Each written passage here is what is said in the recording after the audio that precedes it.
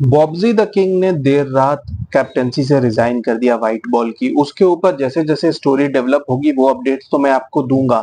लेकिन अब एक एक्स क्रिकेटर पाकिस्तान के, जिन्हें एशियन ब्रैडमैन कहा जाता था, नहीं नहीं भैया, शाउद शकील की बात नहीं कर रहा हूँ मैं, असली एशियन ब्रैडमैन की बात कर रहा हूँ, जो एक्चुअली में पाकिस्तान के एक लेजेंड थे, जहीर अब्बास साहब।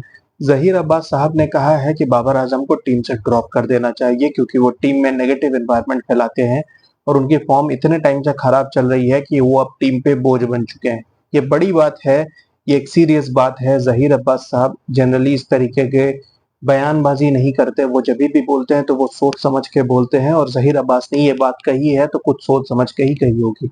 आपको बता दूं कि जहीर अब्बास उन रेयर क्रिकेटर्स में से हैं जिन्होंने 100 फर्स्ट क्लास सेंचुरीज बनाई हैं, और इंटरनेशनल क्रिकेट में भी जहीर अब्बास साहब की बहुत रिस्पेक्ट थी, जिसकी वजह से उन्हें एशियन ब्रैडमैन कहा जाता था। जहीर अब्बास साहब ने ये स्टेटमेंट एक टॉक शो पे दिया, एक स्पोर्ट शो पे, जहां पे वो गए थे, और इस बातचीत के दौरान उन्होंने बाबर आजम के फॉर्म को लेकर सवाल उठाया और कहा कि जो आदमी ऑलमोस्ट 2 साल से टेस्ट क्रिकेट में 50 तक नहीं बना पाया, 8 टेस्ट मैचेस खेल चुके हैं, और 8 टेस्ट मैच में एक भी 50 नहीं है अलग अलग ओपोनेंट्स के खिलाफ खेल के, तो फिर उस प्लेयर को टीम में क्यों रखा गया है। यहाँ मैं बता दूं कि बाबर आजम ने होम में पहले न्यूजीलैंड के साथ 1 टेस्ट मैच, फिर ऑस्ट्रेलिया में 3 टेस्ट मैच, फिर श्रीलंका में 2 टेस्ट मैच, और अब अभी यहाँ पर आपने देखा होगा रिसेंटली बांग्लादेश के खिलाफ 2 टेस्ट मैच। कुल मिला के इन 8 टेस्ट मैचेस की 16 इनिंग्स में सिर्फ और सिर्फ 21 की एवरेज से बैटिंग की है, highest score of 41 in Australia. तो आप इमेजिन कर सकते हो कि यहाँ बात वो नहीं हो रही कि 100 नहीं बन रहे, यहाँ 50 तक भी नहीं जा पा रहे। और 2-3 टेस्ट मैचेस या एक सीरीज की बात नहीं है, ऐसा 4 सीरीज से चल रहा है। तो आप समझ सकते हो कि बॉब्जी द किंग के ऊपर जब जहीर अब्बास साहब ने ये सवाल उठाया है तो कुछ सोच समझ के ही उठाया होगा। जहीर अब्बास ने यह भी कहा कि टीम एनवायरनमेंट में जो नेगेटिविटी है उसके लिए भी बॉब्जी द किंग इन्वॉल्व हैं, क्योंकि वो कैंप्स बना के रहते हैं, ग्रुप्स बना के रहते हैं। साया कॉरपोरेशन का नाम जो भी पाकिस्तान क्रिकेट को फॉलो करता है वो जानता होगा कि साया कॉरपोरेशन वो एजेंसी है जो इन सारे क्रिकेटर्स को हायर करके रन करती है, और यही क्रिकेटर्स को डिक्टेट करती है कि आप पीसीबी से ये डिमांड करो, ये प्लेयर भी साया कॉरपोरेशन से इंडोर्स्ड है, आप इसको टीम में लेके आओ। और बॉबजी द किंग साया कॉरपोरेशन के इशारों पे नाचते रहे और टीम में ग्रुप्स और कैंप्स बना दिए। खराब परफॉर्मेंसेस के बावजूद साया कॉरपोरेशन से इंडोर्स्ड प्लेयर्स को टीम से बाहर नहीं किया गया, जिसमें सबसे बड़ा एग्जाम्पल है शादाब खान। शादाब खान की हॉरिबल परफॉर्मेंसेस के बाद उन्हें हर टूर्नामेंट में मौका दिया गया, और शादाब खान ने हर जगह डिसअपॉइंट किया, लेकिन बॉब्जी द किंग के करीबी दोस्त होने की वजह से उन्हें खिलाया गया। इमामुल हक भी उसी कैटेगरी में आते हैं, और अब जब सबकी फॉर्म चली गई है तो बॉब्जी द किंग के हाथ से पावर चली गई है, और शायद इसी वजह से उन्होंने कैप्टनसी से भी रिजाइन किया है। आपको ये भी बता दूं कि जहीर अब्बास वो इकलौते एक्स क्रिकेटर नहीं हैं जिन्होंने बॉब्जी द किंग के ऊपर सवाल उठाया है। Basit Ali time and again इस सवाल को उठाते रहे हैं कि बाबर आजम टीम में कैंप्स और ग्रुप्स पे ध्यान दे रहे हैं, जबकि वो अपनी क्रिकेट से बिल्कुल फोकस खो चुके हैं।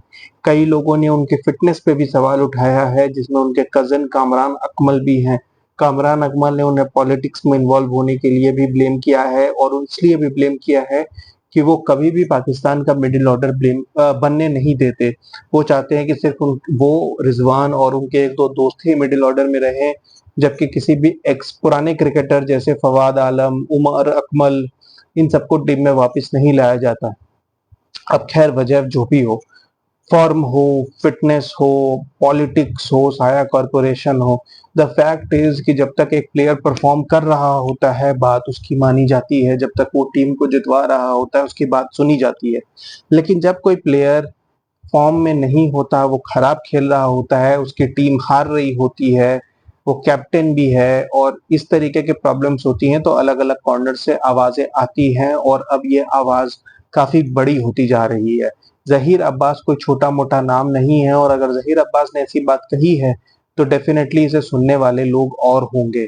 अब बासित अली, कामरान अकमल, सबके शायद कोई ना कोई पर्सनल एजेंडे माने जा रहे थे, लेकिन जब जहीर अब्बास साहब जो पाकिस्तान क्रिकेट का वेलफेयर सोचते, जब उन्होंने भी ये बात कही है तो इसे शायद सीरियसली लिया जाएगा। आपको बता दूं कि पीएसएल में खेलते हुए वसीम अकरम ने भी यही कहा था कि बाबर आजम एक काफी सेल्फिश प्लेयर हैं और वो ओपनिंग पोजीशन छोड़ने को तैयार नहीं होते, जबकि वसीम अकरम ने उन्हें कई बार समझाया कि शायद नंबर 3 उनके लिए आइडियल पोजीशन हो। तो कई बड़े नाम भी बाबर आजम के खिलाफ आवाज उठा चुके हैं और अब देखना है जहीर अब्बास के स्टेटमेंट का कितना असर आता है बाबर आजम की परफॉर्मेंस पर।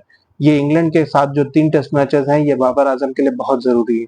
अगर इन 3 टेस्ट मैचेस में भी बाबर आजम परफॉर्म नहीं करते हैं तो कोई बड़ी बात नहीं कि आने वाली टेस्ट सीरीज में आपको बाबर आजम टीम से ड्रॉप दिखेंगे। अब देखिए आगे क्या होता है। इंग्लैंड सीरीज इसी हफ्ते स्टार्ट हो रही है। Keep watching guys, thank you.